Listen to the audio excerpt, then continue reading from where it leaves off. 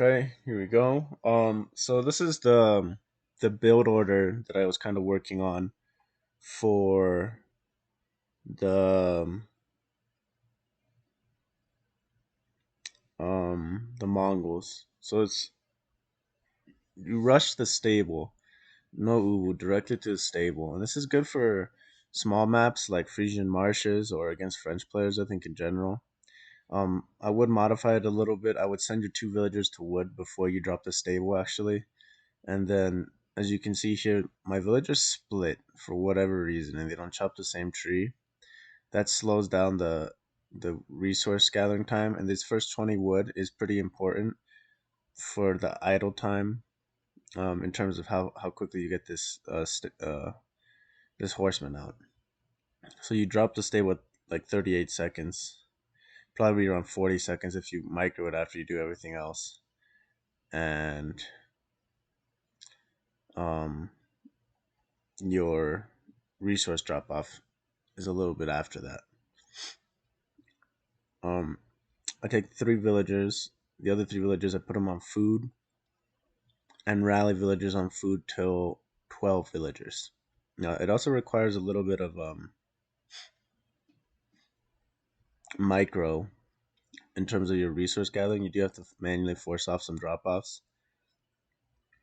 So the seventh villager is um, built and queued. Or I'm sorry, the seventh villager is built. The eighth villager is queued.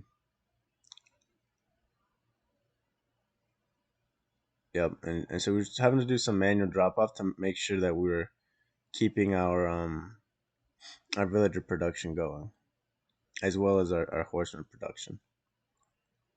So we've got two horsemen out now.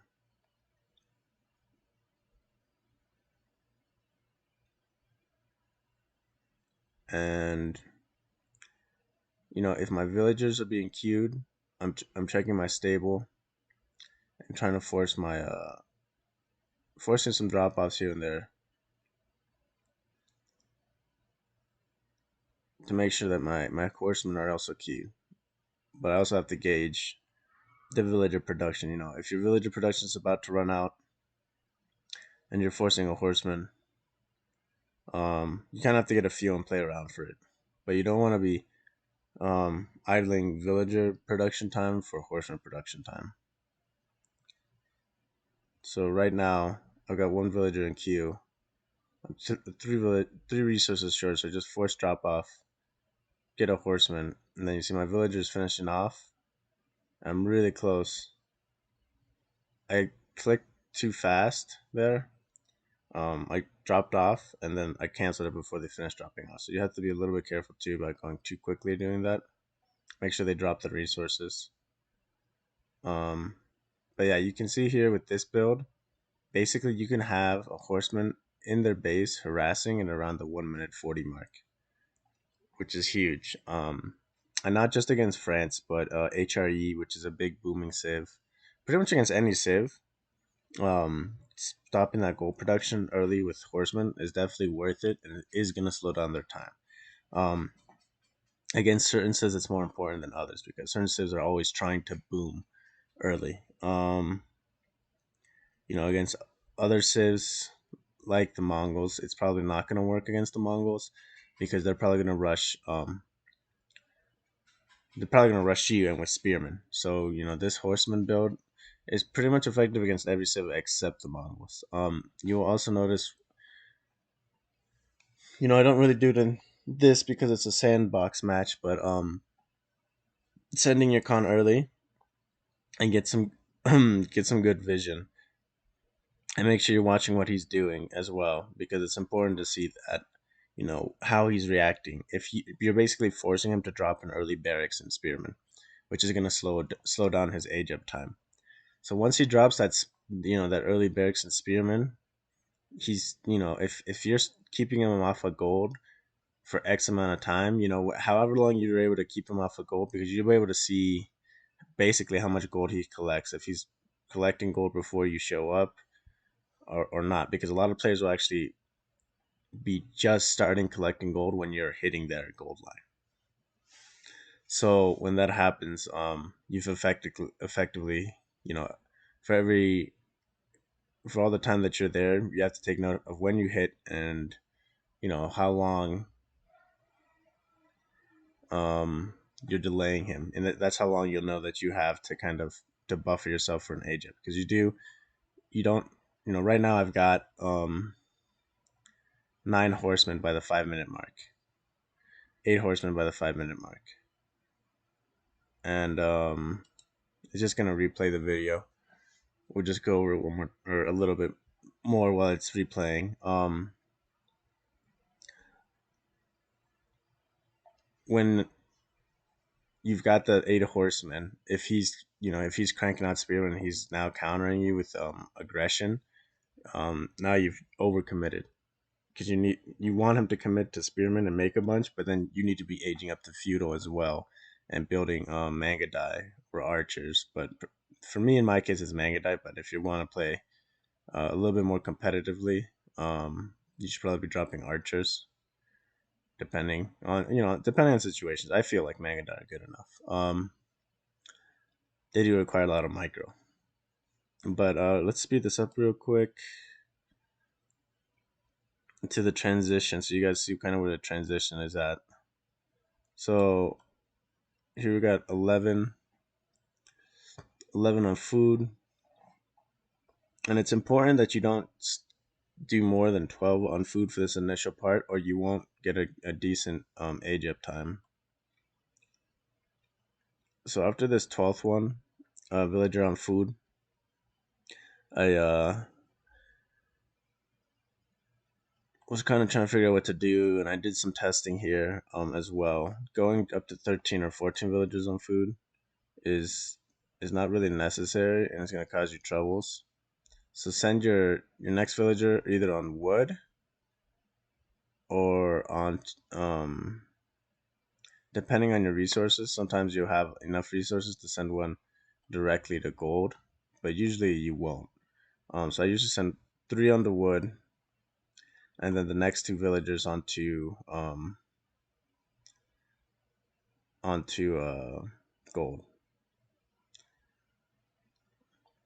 It's because that horseman production is costing you 20 gold at a time, so you have to be careful that you don't um, go too early and lose that horseman production. And so that's the key. Always try to make sure you got 2 in the queue, as you can see here on the top left of my queue bar. I'm trying to always make sure I got 1 in the queue and trying to get up to 2. Now that we're up at around 12 food gatherers, you can keep it almost consistently with 2 in the queue.